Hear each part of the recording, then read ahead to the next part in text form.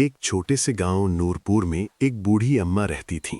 सफ़ेद बाल, झुर्रियों भरा चेहरा, मगर आंखों में अजीब सी चमक। वो अकेली थीं, न कोई औलाद, न कोई सहारा, मगर पूरा गांव ही उनका खानदान था। सब उन्हें मोहब्बत से बिरयानी वाली अम्मा कहते थे। अम्मा का कच्चा सा घर गांव के किनारे था और घर के सामने एक पुराना सा नीम का दरख्त। इसी दरख्त के नीचे वो रोज़ अपनी छोटी सी दुकान सजातीं। लकड़ी का चूल्हा, मिट्टी की बड़ी हांडी, चंद स्टील की प्लेटें और एक पुराना सा तौलिया जिससे वो हांडी का ढक्कन उठाती। फज्र की आज़ान के साथ अम्मा की आंख खुल जाती। वुज़ू करके नमाज पढ़ती, फिर आटे की बोरी खोलकर चावल साफ करती, गोश्त को मसालों में मिलकर रख देती। वो मसाले खुद पीसती थीं, लाल मिर्च, धनिया, गरम मसाला, सब कुछ अपने हाथों से। वो कहती थीं, जिस खाने में हाथ की मेहनत और दिल की नीयत शामिल हो, वही खाना बरकत वाला होता है। जब सूरज निकलता तो चूल्हे से धुआं उठने लगता और आहिस्ता आहिस्ता बिरयानी की खुशबू पूरे गांव में फैल जाती। बच्चे स्कूल जाते हुए रुककर पूछते, अम्मा, आज गोश्त ज्यादा डाला है ना? अम्मा मुस्कुराकर कहती, तुम्हारे लिए तो हमेशा ज्यादा होता है बेटा। मजदूर खेतों से वापसी पर सीधा अम्मा के पास आते। कोई 10 रुपए देता, कोई 15, और अगर किसी के पास पैसे ना होते तो अम्मा कहती, कल दे देना या दुआ दे देना, वही काफी है। एक यतीम लड़का था, नाम था अली। वो अक्सर खामोशी से आकर एक कोने में बैठ जाता। अम्मा उसे देख लेती और बगैर कुछ कहे उसके सामने प्लेट रख देती। खा लो बेटा, खाली पेट ख्वाब नहीं देखे जाते। अली की आंखों में आंसू आ जाते। वो दिल ही दिल में अम्मा के लिए दुआ करता। वक्त गुजरता गया। अम्मा की बिरयानी का चर्चा आसपास के देहातों तक फैल गया। लोग खास तौर पर नूरपुर आते सिर्फ उनकी बिरयानी खाने। कुछ ने तो मोबाइल पर वीडियोस बनाकर शहर में भी दिखाई। अब रोजाना रश लगने लगा। पहले जहां अम्मा एक हांडी बनाती थीं, अब 2 हांडियां बनने लगी। कमाई बढ़ने लगी। घर में पहले जो छत टपकती थी, अम्मा ने उसे ठीक करवाया, नया बर्तन खरीदा।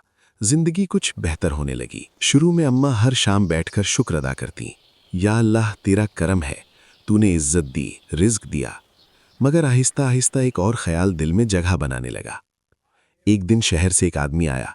उसने कहा, अम्मा, आपकी बिरयानी शहर में बेचें तो बहुत पैसा बनेगा, बस थोड़ा खर्च कम करना होगा, तभी मुनाफा बढ़ेगा। अम्मा ने पूछा, खर्च कैसे कम होगा?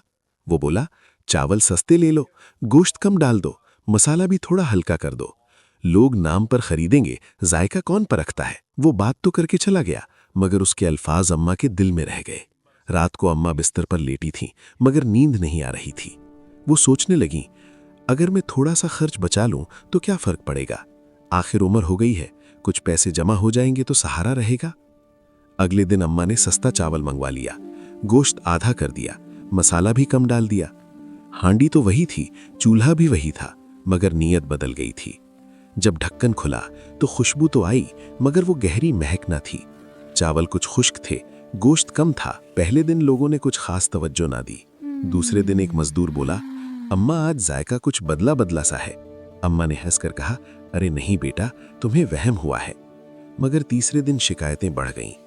एक खातून बोली, पहले वाली बात नहीं रही अम्मा। अली भी आया, एक निवाला खाया और खामोशी से प्लेट रख दी। क्या हुआ बेटा? अम्मा ने पूछा। अली ने नजरें झुकाकर कहा, अम्मा, आप हमें सिर्फ बिरयानी नहीं खिलाती थीं, आप मोहब्बत खिलाती थीं। जब आपने दिल से पकाना छोड़ा तो जायका भी चला गया। ये सुनकर अम्मा का दिल हिल गया, मगर उन्होंने खुद को समझाया। चंद ही दिनों में रश कम होने लगा। जो लाइनें लगती थीं वो खत्म हो गईं। नीम के दरख्त के नीचे सन्नाटा रहने लगा। हांडी आधी बच जाती। अम्मा के दिल में बेचैनी बढ़ने लगी। एक शाम वो खाली प्लेटों को देखती रह गईं, न बच्चों की आवाज, न मजदूरों की हंसी। उसी वक्त अली आया। अम्मा, क्या मैं कुछ कह सकता हूं? अम्मा ने थके हुए लहजे में कहा, हाँ बेटा, कहो। अली बोला, अम्मा, आप हमें सिर्फ बिरयानी नहीं खिलाती थीं, आप मोहब्बत खिलाती थीं। जब आपने दिल से पकाना छोड़ा तो जायका भी चला गया। ये अल्फाज अम्मा के दिल में तीर की तरह लगे। रात को वो सो न सकीं।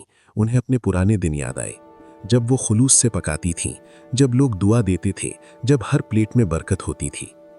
आंखों से आंसू बहने लगे। उन्होंने आसमान की तरफ देखकर कहा, या अल्लाह, मैंने चंद सिक्कों के लिए अपनी पहचान बेच दी, मुझे माफ कर दे। मैं वादा करती हूं अब कभी लालच को दिल में जगह नहीं दूंगी। अगली सुबह अम्मा बहुत जल्दी उठी, बाजार जाकर बेहतरीन चावल खरीदा, अच्छा गोश्त लिया, खालिस मसाला लाई, हांडी में पहले की तरह तह लगाई, हर तह के साथ दिल से दुआ की। जब ढक्कन खुला तो खुशबू पहले से भी ज्यादा थी। पहला गाहक अली था।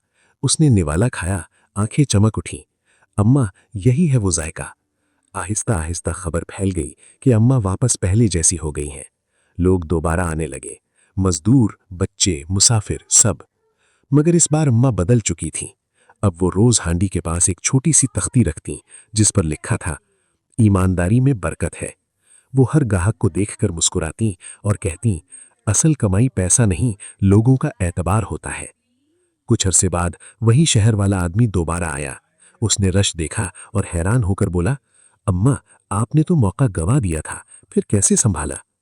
अम्मा मुस्कुराकर बोली, मैंने मौका नहीं गंवाया था, मैंने सबक सीखा था। और सबक ये था कि लालच से वक्ती फायदा होता है, मगर खुलूस से जिंदगी भर की इज्जत मिलती है। वो आदमी खामोश हो गया। नूरपुर में फिर से वही रौनक लौट आई। नीम के दरख्त के नीचे हंसी गूंजने लगी। अम्मा की हांडी में सिर्फ बिरयानी नहीं, बल्कि मोहब्बत, सच्चाई और ईमानदारी की खुशबू पकने लगी। और यूं गांव की बिरयानी वाली अम्मा ने सारी जिंदगी एक बात न भुलाई कि रिज्क कम या ज्यादा नहीं होता, बरकत वाली नीयत से बढ़ता है। लालच इंसान को वक्ती फायदा दे सकता है, मगर इससे इज्जत, एतबार और बरकत छिन जाती है।